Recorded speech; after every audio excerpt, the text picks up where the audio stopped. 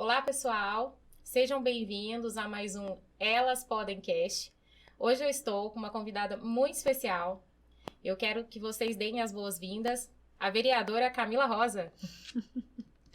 Muito obrigada, Natália. Eu quem agradeço o convite. Achei lindo o estúdio aqui, o espaço da X-Level e eu agradeço muito a oportunidade de vir aqui falar com você e falar com vocês. Muito obrigada. Nós é que agradecemos, é uma honra para nós. Camila, eu quero que você me conte um pouquinho da sua história. Quem que é a Camila? Como que você chegou até aqui? Contar um pouquinho da sua trajetória. Sim. Então, Camila, eu ainda criança, meus pais começaram a mexer com feira. Isso porque meu pai ficou desempregado e num momento muito difícil, onde meu irmão foi diagnosticado com uma doença que até poucos anos era considerada incurável. E pro meu pai, assim, que era assalariada, minha mãe sempre, como se diz, se virou fazendo um serviço de manicure, um serviço de cabeleireira, enfim, ela se virava para ajudar no complemento da renda lá de casa, porque 3 crianças não é fácil.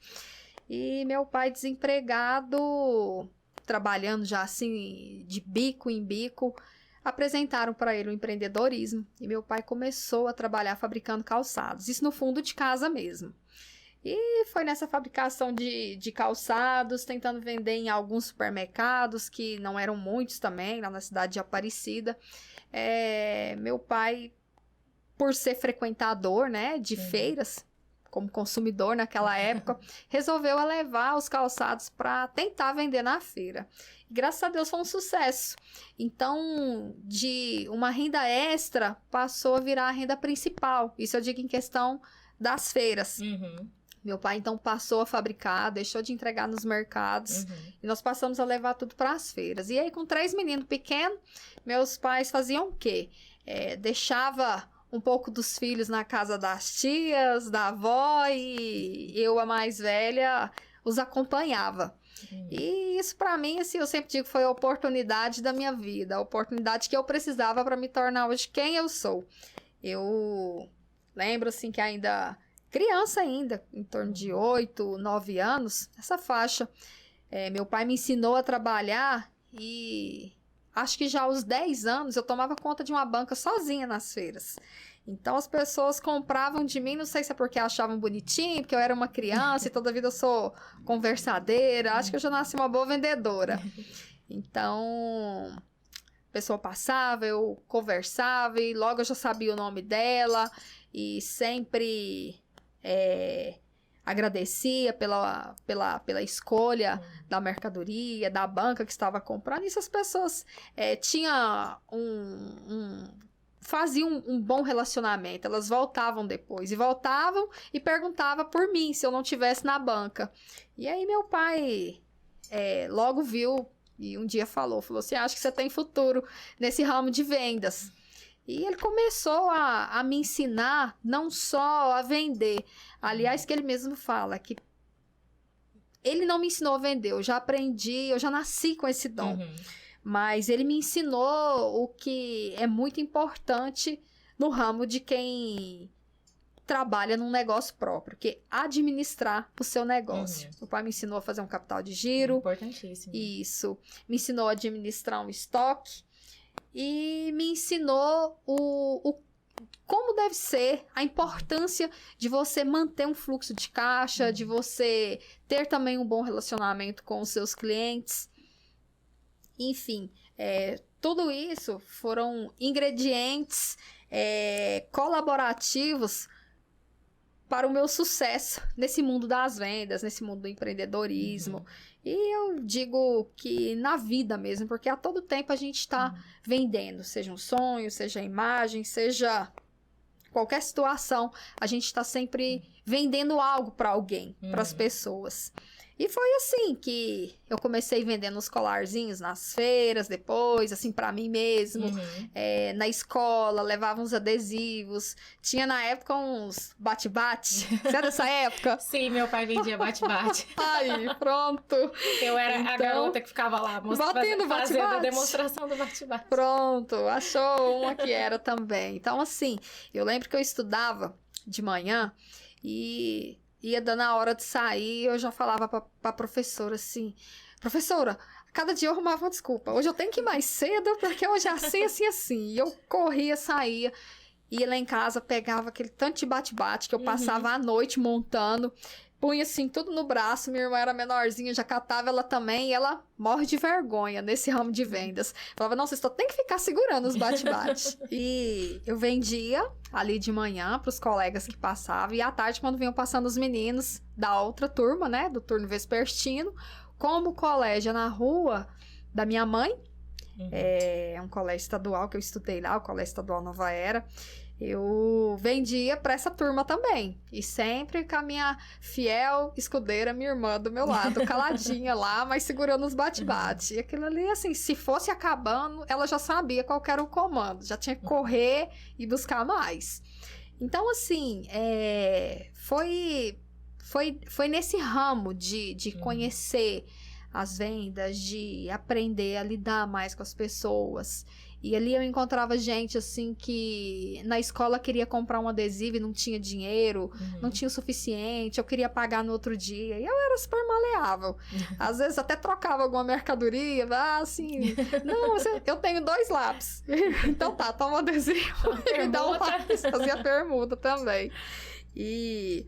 eu tinha uma professora que me apelidou de ciganinha na época, porque ela disse que eu andava cheia de colar, de anel, igual hoje ainda, né? Da mesma forma, só que pelas coisas que eu vendia também, pela forma de lidar, inclusive com as vendas, assim, com as pessoas, eu não tinha, por exemplo, vergonha de vender nem para os professores. Vender era proibido? Sim, mas eu vendia mesmo assim. Dava seu jeitinho, né? Sim, então, essa formação minha hoje como pessoa mesmo, eu vejo que se dá muito dessa base, dessa base que eu considero muito sólida, que eu tive no início da minha vida, assim, quando a gente começa mesmo a entender, assim, e agora, né, eu tô crescendo, e aí? Quem eu vou ser? E pra mim, tipo... continuar nas feiras sempre foi um motivo de muito orgulho, trabalhando com os meus pais.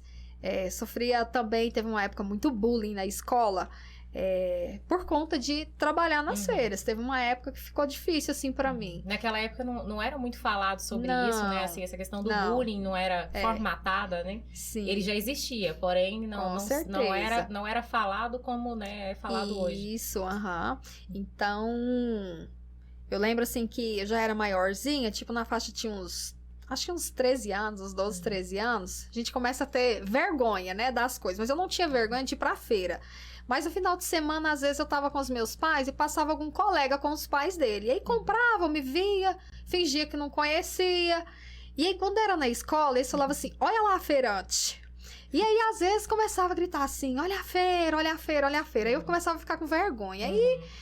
um dia, sabe quando a gente acorda assim com o pé esquerdo, né? Que a gente fala. E cheguei meia ziada no colégio e um colega veio fazer uma gracinha de mau gosto e falou alguma coisa relacionada a isso, às feiras.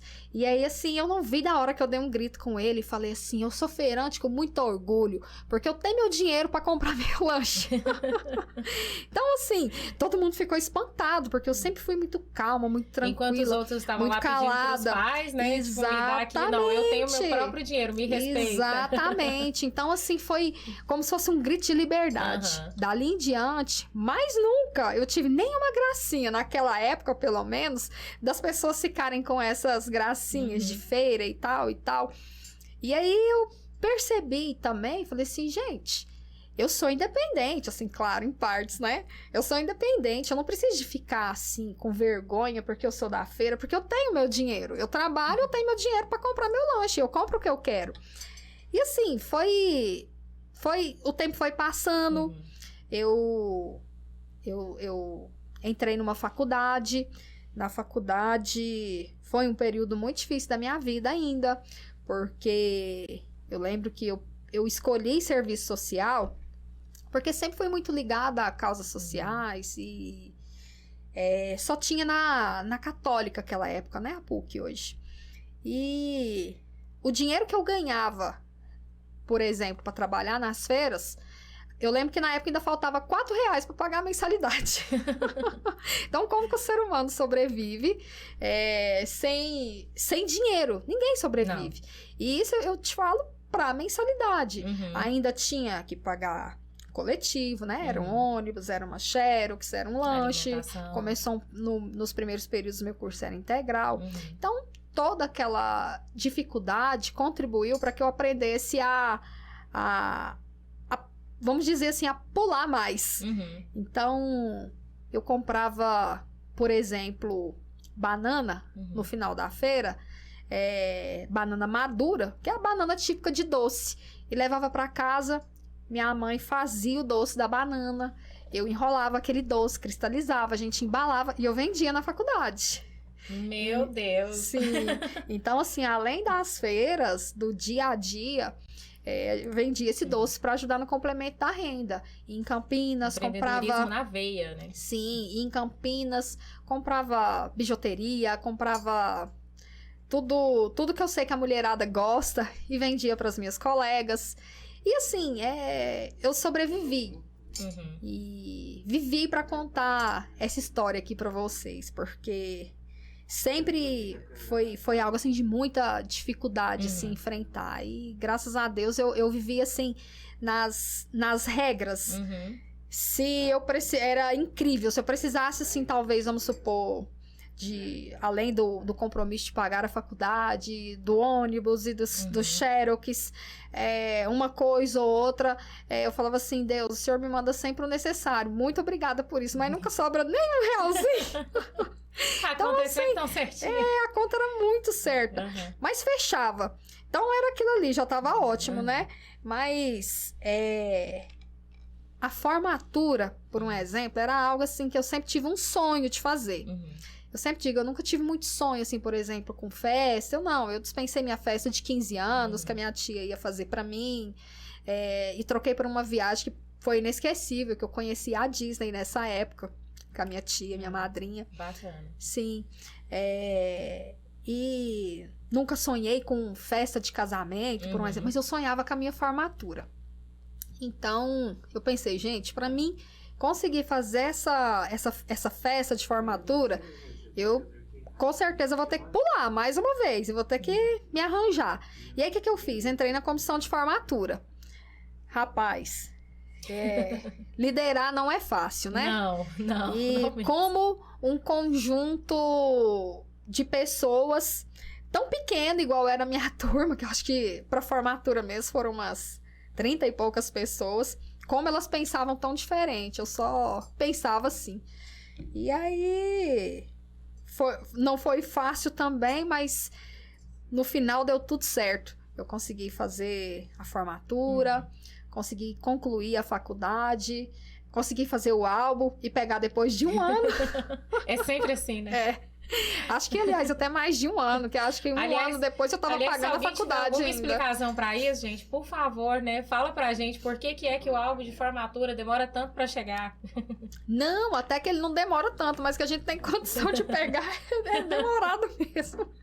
Mas eu acho que o meu, Natália, demorou até mais de 1 ano, na verdade, porque 1 ano depois de sair da faculdade, eu ainda estava pagando a faculdade ainda. Isso é verdade. Então, só depois disso eu consegui a gente parcela tudo, pegar o álbum de formatura. E, gente, foi muito bacana. Daí em diante, assim, eu ainda na faculdade fiz um estágio, né? quis fazer pela prefeitura de Aparecida, porque eu queria fazer algo relacionado às feiras. Eu era apaixonada ali no meu ambiente de trabalho e brigava e brigo até hoje pela melhoria das condições e qualidade de vida para os feirantes. E escolhi na época o meu tema, o meu TCC, foi uma análise sobre o mercado informal, com foco nos trabalhadores feirantes de Aparecida. Meu trabalho de monografia, eu tive uma banca examinadora bem ferrenha na época, que eu pensei, vou tirar... Se eu tirar 8 e passar, já tá bom, né? Já tá ótimo. E eu consegui, por unanimidade, tirar 10. Pra mim, aquilo ali foi assim, um dia inesquecível, né? Porque... Acho que passa um filme, né, passa um filme na cabeça. Filme, porque, assim, todas as dificuldades que você viveu, né? Até aquele momento. Isso. E foi, assim, por tanto brigar nas feiras, foi por tanto brigar em turma de formatura, no departamento de serviço social, eu participei, acho que umas 2 vezes da chapa, assim, do DCE. Então, todas essas situações me levaram a entrar no mundo da política, essa situação de pensar que eu poderia fazer algo para as pessoas, que eu poderia, de certa forma, projetar algo que impactasse na vida das pessoas, foram me levando para o caminho da política. E eu lembro que assim que eu terminei a faculdade, veio assim, o convite para se filiar a um partido. Eu era até funcionária da prefeitura. Isso na faculdade mesmo? Ou... Não, eu já havia terminado a faculdade nessa época, eu já tinha... Inclusive, recebido um convite para trabalhar como assistente social mesmo na prefeitura de Aparecida. E logo veio a filiação partidária. Mas você já tinha isso na sua cabeça, assim, no sentido, vou entrar para a política? Não. Ou você até tinha não gostava. Uma certa versão, tipo, não vou mexer com política. Até não gostava, pensava assim que política não era pra mim. Tipo assim, eu pensava, o que é que eu vou fazer aqui, né? E não dava moral pra isso, não gostava de participar dessas palestras políticas, só se limitava ao mundo da faculdade mesmo ali, do serviço social. Só que são todas pautas que a gente briga por direitos das pessoas. Então, você vai se interessando, falar assim, poxa, isso tá errado, né? Mas tá errado onde? É uma questão de lei? E onde é que são feitas as leis? Então, assim, quantas vezes a gente foi para Brasília? Eu falo até hoje, assim, eu lembro que ainda era estudante, eu ouvia falar sobre a introdução do cartão SUS no Brasil, de como que seria ter aquele cartão SUS, se todos teriam, como que seria aquilo. Então, é muito bacana hoje eu ver o funcionamento. Apesar das pessoas reclamarem muito, dizer que o SUS não presta e tal, eu ainda vejo e comparo com outros países que não têm, né, o Sistema Único de Saúde, o quão eficiente e bom o serviço do SUS. É claro que não chega com certa efetividade, talvez, a todos da forma que essas pessoas gostariam que chegasse, ou talvez da forma que deveria realmente chegar. Mas é necessário, nós somos vitoriosos por termos o SUS aqui no Brasil. Mas, logo quando me ingressei num partido político e veio nas eleições de 2008... o convite para sair candidata a vereadora. E por que você se ingressou num partido político, assim? Quando que você teve esse insight? Porque, assim, querendo ou não, toda a sua trajetória é engraçado, porque a gente já era previsível que um dia você fosse se tornar vereadora. Verdade. Combina muito com a sua trajetória olhando para trás. E aí você vem e escolhe um curso, né, que tem tudo a ver, que é no sentido assistência social. Ou seja, ajudar as pessoas. Exato. Né? Já veio isso tudo, já veio contribuindo.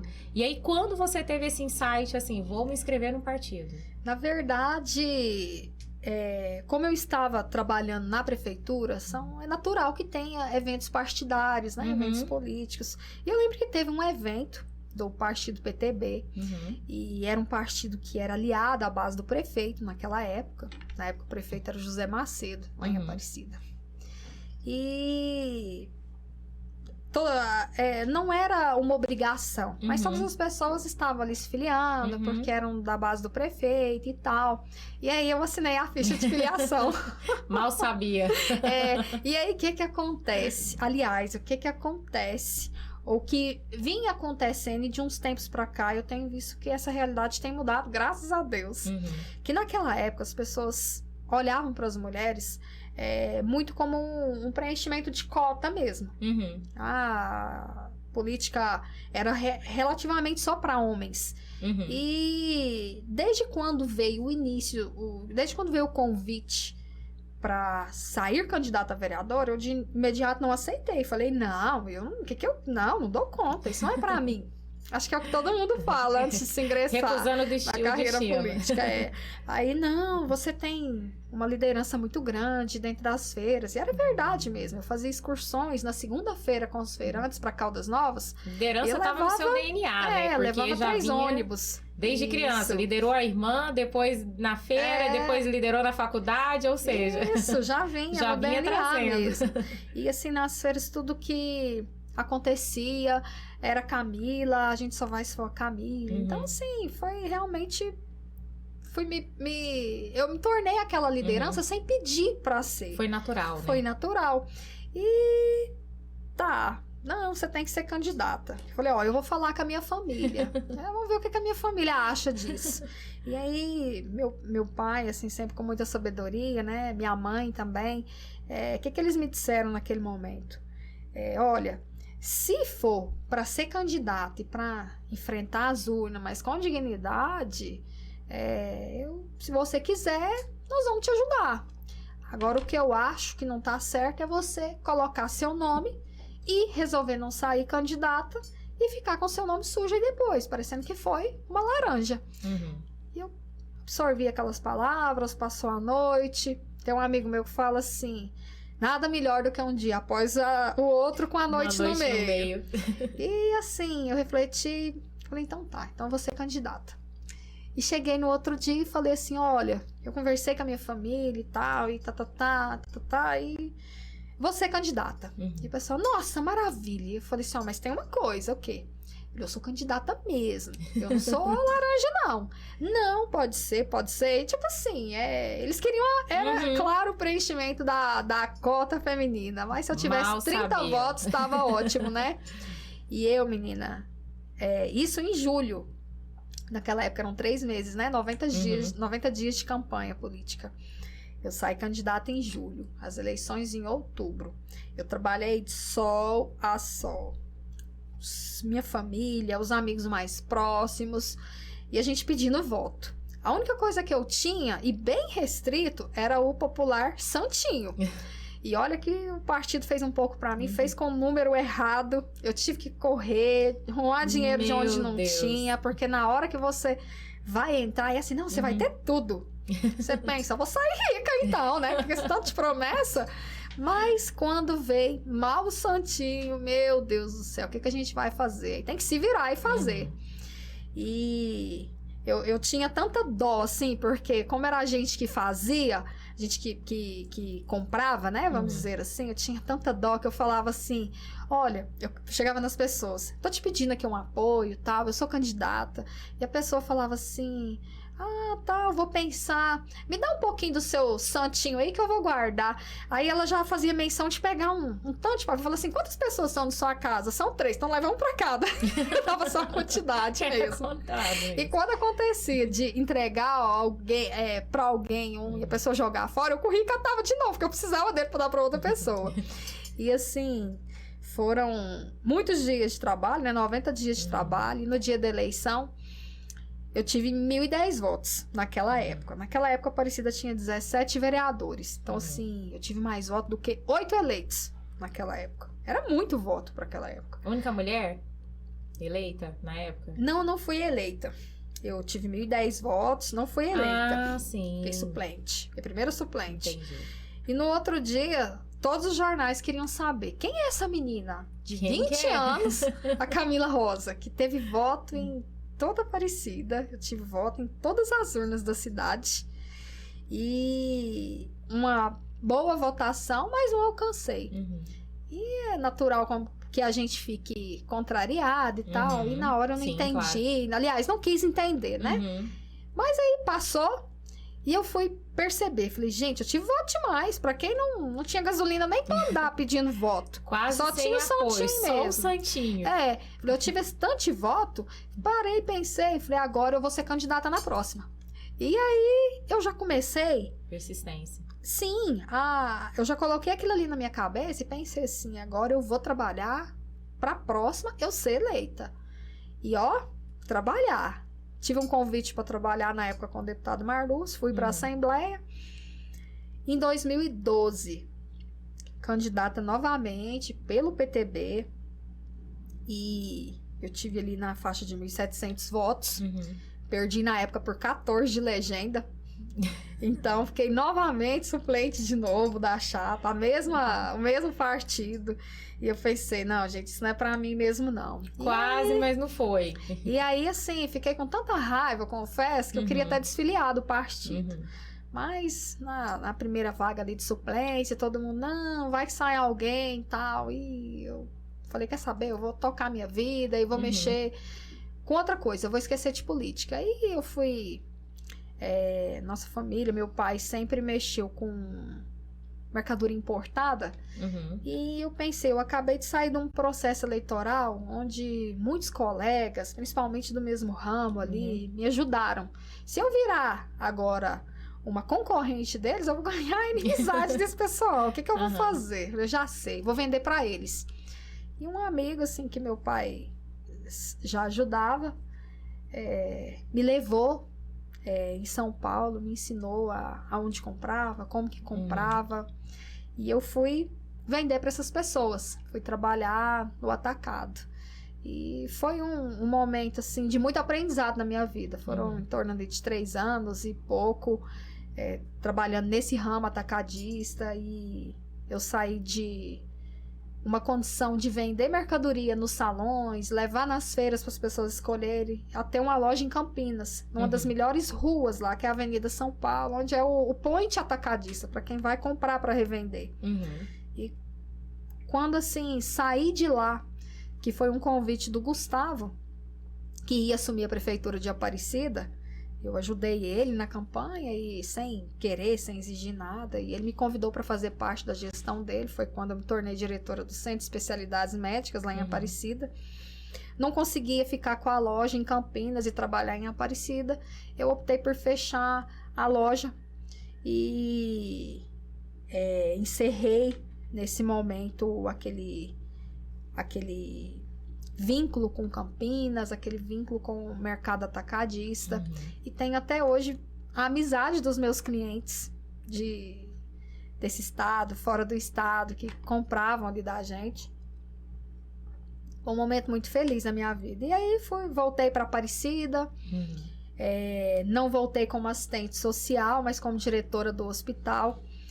Mas com o conhecimento da faculdade, com a especialização que eu havia feito em saúde da família, eu pude contribuir muito com o município. Então, foram momentos assim, muito felizes que eu tive ali em Aparecida também, como gestora do hospital. Muitas coisas a gente conseguiu contribuir para olhar hoje para Aparecida e saber que a gente tem esse sucesso, principalmente no quesito saúde. A Aparecida deu show aí agora no tratamento de Covid, do pós-Covid, e são tantas outras especialidades, tantas outras serviços ofertados que a Aparecida tem, e tem conquistado um espaço e uma notoriedade na mídia nacional quanto a isso, quanto a esse bom oferecimento, essa boa oferta de trabalho, né? Tudo é fruto de um trabalho em equipe, e eu fico feliz de ter feito parte dessa equipe. 2020, decidi novamente disputar as eleições.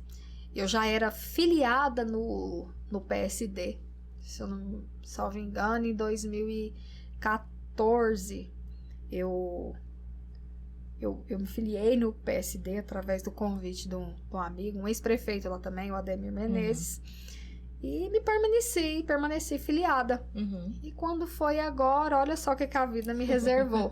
A oportunidade de ajudar a montar a chapa, de trazer outras pessoas que eu não vejo como concorrentes, mas como amigos que ajudaram a montar o partido. Todos acreditaram numa chapa que disputasse e batesse as eleições PSD não tinha nenhum vereador lá em Aparecida. Uhum. E nós fizemos 2 vereadores. E isso é fruto do trabalho da equipe, né? E que bom que hoje eu posso falar aqui com vocês e falar como vereadora eleita. Então, na terceira tentativa, Sim. que deu certo. Na terceira tentativa. E assim, Camila, o que que você pontua no sentido de que... Por que que você não desistiu? Olha, eu acho que isso, como a gente disse agorinha, que esse espírito, esse dom de liderar, tá no DNA, ajudar as pessoas, tá em primeiro lugar na minha condição de ser humano, servir as pessoas. Isso sempre me motivou, assim, em primeiro lugar, a continuar nessa vida pública. Eu acho que se não for esse o único motivo, cuidar das pessoas e gostar de fazer isso, eu acho que ninguém tem êxito em querer permanecer no mundo político, porque não é fácil não, Natália, é difícil. Imagina. É difícil. Nós o tempo todo trabalhamos e o tempo todo a gente recebe crítica por isso. Ali, se eu deixo de atender uma pessoa, às vezes por um motivo que às vezes a minha filha adoece, aquele fato de eu não atender naquele momento já é motivo para aquela pessoa achar ruim e já sair falando, talvez até horrores aí. Isso não acontece só comigo, são com várias pessoas do mundo político. Em todas as áreas, né? Assim. Mas assim, tudo que a gente faz com amor, tudo que a gente faz com amor e faz bem feito, a gente consegue superar, né? Então eu gosto disso, eu gosto de servir as pessoas, eu gosto de cuidar das pessoas. Isso sempre que te motivou. Isso, então essa foi minha motivação, não tem outro fator, porque eu até outro dia disse isso, uma pessoa me perguntou assim, mas é dinheiro? Eu falei, gente, não, porque, por exemplo, se você quiser, se chegar e me pedir um conselho e falar assim, não, eu quero ficar rico, eu devo entrar na política? Eu falo, não. Monta um comércio e vai trabalhar com afinco, porque tudo que a gente faz bem feito, faz com garra, você é bem sucedido. Agora, política não é lugar de enriquecer, não. Eu não acho isso certo. Eu acho que não é o local, né? Eu acho que a política é o local para quem quer se doar. Quem faz isso é uma inversão de valores, a cuidar das pessoas. Exato. E como vereadora, quais as bandeiras que você defende? Assim, o que você, a partir do momento em que você foi eleita, o que você pensou no sentido, eu vou defender essa bandeira? Eu gosto muito do quesito mulheres. Eu sou mulher. E, historicamente, quando a gente olha para a nossa história, a gente vê, assim, algo que só se fala de submissão, algo, sabe, é muito ruim você vir desses ambientes assim, sofrer cenas machistas. Oprime, né? Justamente. Então, essa questão de ajudar mulheres, ajudar no fomento ao empreendedorismo feminino, eu gosto de promover isso, eu gosto de promover espaços para debate, para que as pessoas se conheçam e aprendam assim com histórias, escutando uma da outra, que aquilo ali seja algo de motivação, para que uma que às vezes tenha vindo talvez de um ambiente violento, de casa, posso olhar para aquela mulher que às vezes ela pensa que está muito na frente dela, que nasceu em berço de ouro, e falar assim, poxa, essa pessoa já foi feirante, mas meu pai também já foi, e olha só onde ela chegou, então eu posso também. Então eu acho que histórias inspiradoras levam outras pessoas a galgarem caminhos, escolherem novos caminhos. Eu não esqueço nunca das feiras. Eu falo que as feiras são minhas raízes. Isso foi eu falo que é uma faculdade, né? Uma faculdade que a vida te proporcionou. Isso, justamente, conhecimento.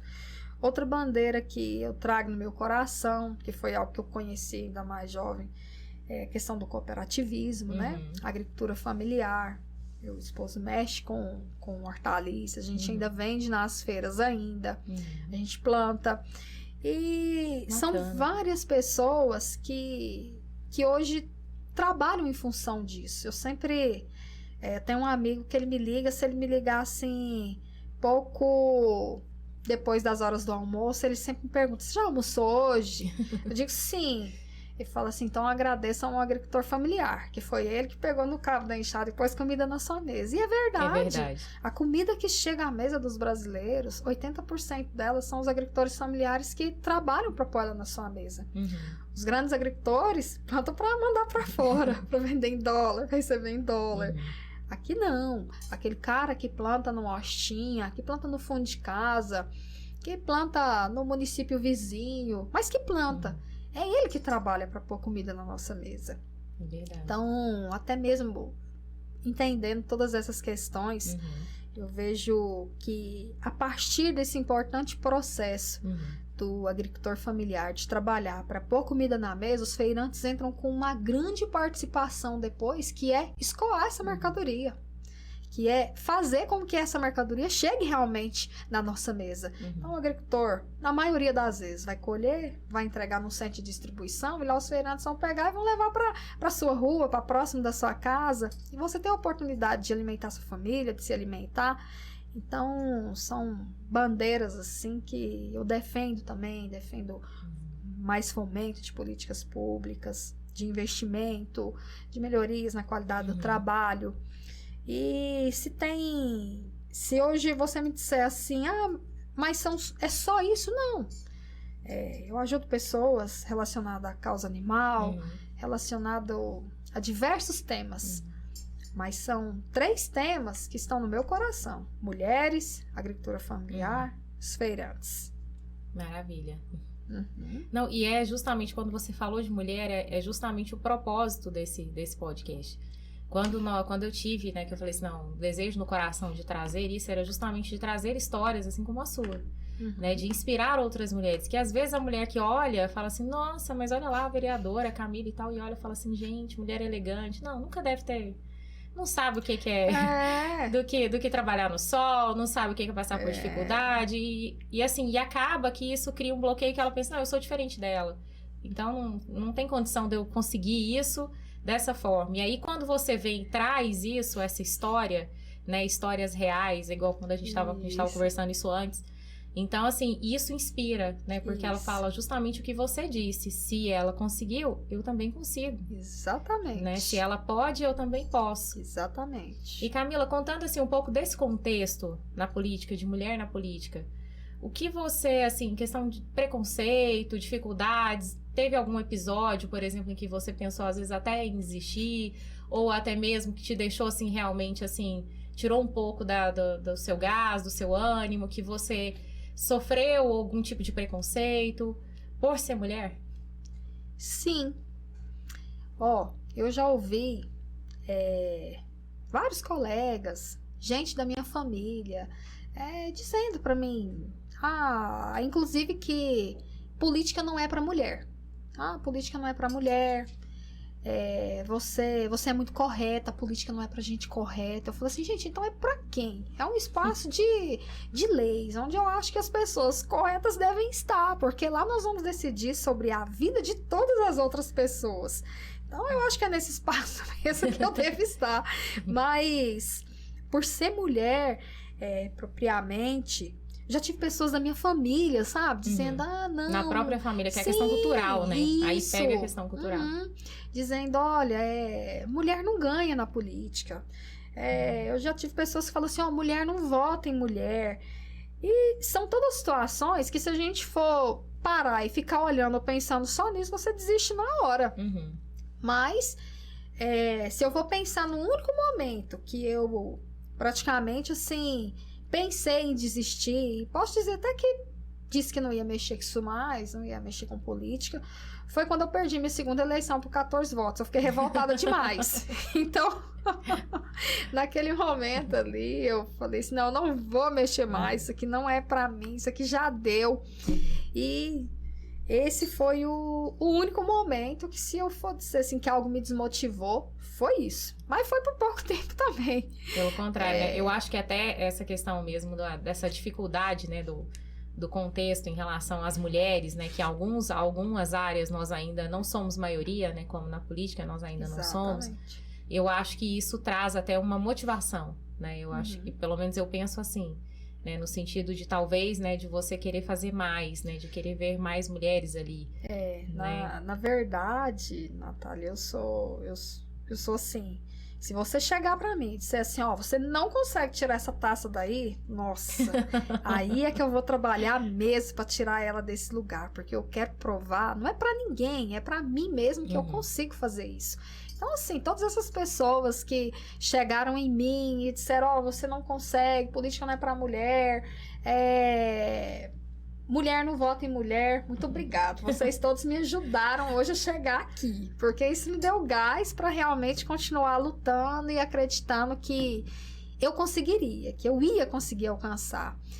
E, assim, hoje, quando eu olho e penso, não, eu consegui alcançar o que eu realmente lutei para isso. Eu vejo, assim, eu sinto muito orgulho de ter passado por tudo que eu passei, porque não é fácil.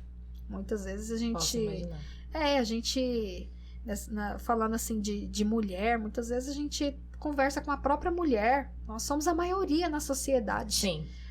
Eu faço essa pergunta todos os dias. Se nós somos maioria, por que nós não dominamos o mundo ainda, não é? gente? Verdade. Então, eu falo assim, nós somos a maioria. Como que é difícil a gente pedir voto para outra mulher? Mas à medida que o tempo foi passando, eu fui entendendo os porquês daquilo ali.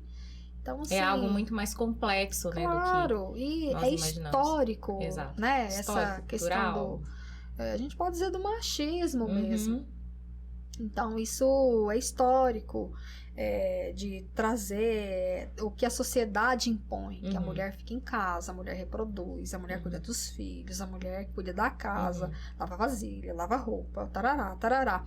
Então, assim, isso é o que a sociedade nos disse durante anos, né? E quando a gente começa a alcançar outros locais e outras mulheres que conseguiram alcançar, trazem sua história à tona e diz, ó, você quer pilotar, você pode. Você quer operar uma máquina pesada, você pode. Você quer ser engenheira, jornalista, advogada, jornalista, assistente social, você quer ser política, você pode. Então, é todo um contexto que a gente tem ao longo dos anos, que a sociedade eu vejo já como evolução. A gente já está evoluindo. Já não somos, como se diz, já não somos mais o que éramos. Ainda não somos o que devemos ser, mas Exatamente. Já andamos. Com certeza. E para a gente chegar onde a gente está hoje, quantas mulheres já, inclusive, não perderam suas vidas para abrir esse caminho, né? Essa voz que hoje eu tenho, por exemplo, você tem, de independência, de dizer assim, eu sou mulher, eu escolho o que é melhor para mim, eu quero fazer isso e pronto, eu vou fazer, né? Então, muitas já perderam suas vidas, inclusive, para que hoje nós estejamos nessa situação aqui, mas a gente precisa de avançar muito mais, e alcançando os espaços de poder, os espaços de debate, os topos, né, dos espaços, é que a gente, eu não digo assim que vai dominar o mundo, mas que a gente vai ter o verdadeiro respeito que a gente precisa. Sim, é verdade. E assim, Camila, até a sua própria história, só da gente ouvir, né, claro que tenho certeza que qualquer mulher que esteja ouvindo, assistindo esse podcast, ela se motiva.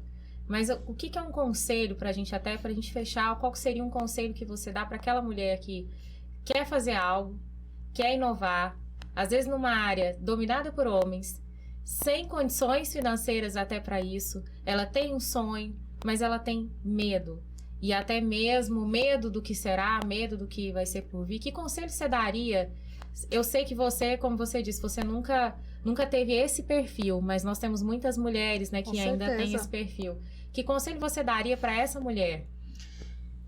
Olha, Natália, primeiro, confiar em si mesmo. Ninguém vai vai apostar em você, que você pode fazer aquilo, que você pode estar ali, se você mesmo não confiar em si. Então, eu quero ser uma política, eu quero ser uma jornalista, eu quero pilotar um avião. Acredite naquilo ali, que você pode. É claro que fé em Deus também é imprescindível. Sim. E a gente tem que ir atrás. Não adianta eu sonhar em pilotar uma aeronave e não buscar conhecimento técnico para fazer aquilo ali de fato. Não adianta eu querer ser uma política e ocupar esse ou outros espaços maiores na política se eu não procuro me preparar para que de fato eu consiga alcançar o meu objetivo. Então, tudo que tem metas, tem um objetivo e você trabalha em função todos os dias, sem exceção, para alcançar aquele sonho, atingir aquele objetivo, não tem nada que não dá certo. Então é confiar em si mesmo, ter fé em Deus e mãos na massa. Gente, é com esse recado, né, sensacional. Foi, assim, um prazer, Camila, conhecer a sua história, conhecer um pouquinho de você. Tudo que você falou aqui, eu acho que agregou muito, trouxe muito, muito mesmo, muito conhecimento, tanto para mim, mas também para quem está assistindo.